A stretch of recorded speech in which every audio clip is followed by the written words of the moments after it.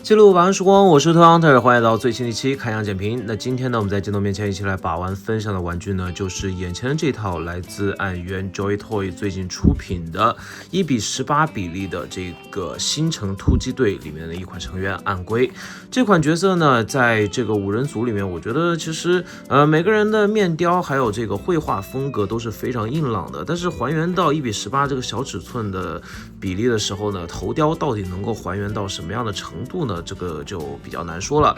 因为为了戴头盔嘛，所以这个发型肯定没办法做的这么飘逸，而且其实我很希望能够有一个替换头雕的这种玩法，而不是简单的这个套头，因为套头的话呢，毕竟会影响到这个发丝的这个细节，它如果做的太过多的尖刺，它明显是无法戴上这个头盔的。那我们会废话不多说啊，简单看一下这个包装大开窗的设计。看到背面呢，没有想到啊，这一次呢依旧引入了这个自己粘小挂件的这个玩法。好吧，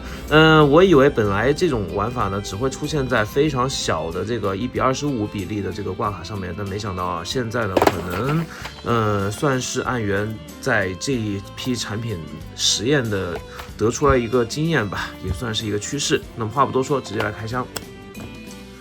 好的，差不多用了10分钟就将所有的内容物组装完毕了。那剩下的部件呢，其实我最大的疑问就是这边的这样一个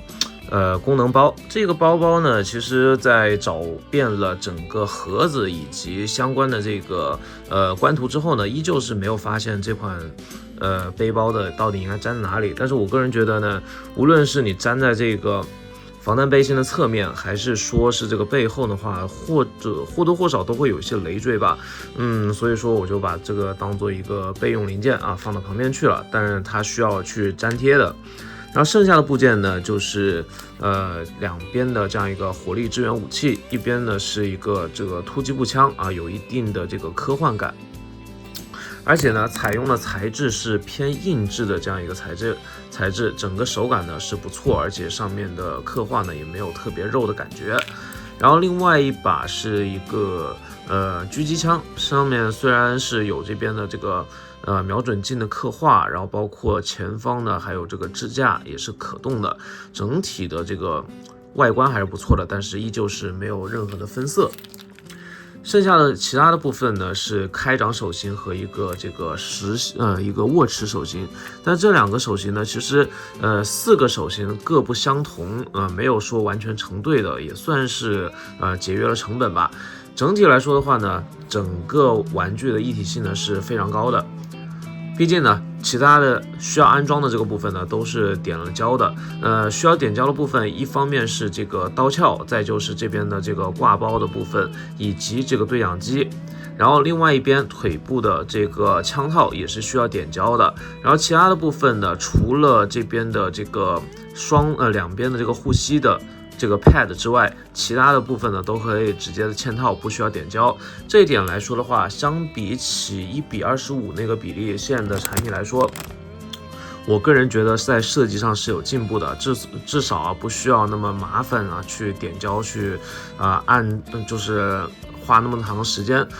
比如说这个大背包原来在1:25的比例的时候呢，需要直接粘贴，那这边是预留了这个装位，然后整个粘贴的过程呢也是比较简单的。那么简单来看一下这款玩具的细节吧。首先头盔头的部分呢，我觉得分色还是比较细腻的，包括呢这个红色的部分呢也做出了这个光油的处理，整体来说还是有一定的科幻感的。但取下头盔之后呢，这个问题就来了，这个头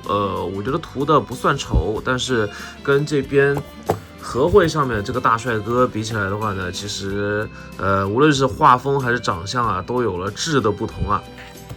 算了，反正这个东西呢，我们就当看个乐吧。然后这个围巾部分以及它的这个兜帽在素体上面其实都刻画的不错，但这个素体呢加上了这些装备之后呢，就会显得稍微有些臃肿了。不过把头盔套上去之后呢，反倒是整体的比例还是比较协调的。那身上的这个装备呢，这个刀鞘是我比较喜欢的，这个横着来一下呢，非常的专业啊。然后身上的这个护肩、护臂，然后小腿挂和大腿的这个 pad 都做得不错，包括呢这个护裆呢也是跟这个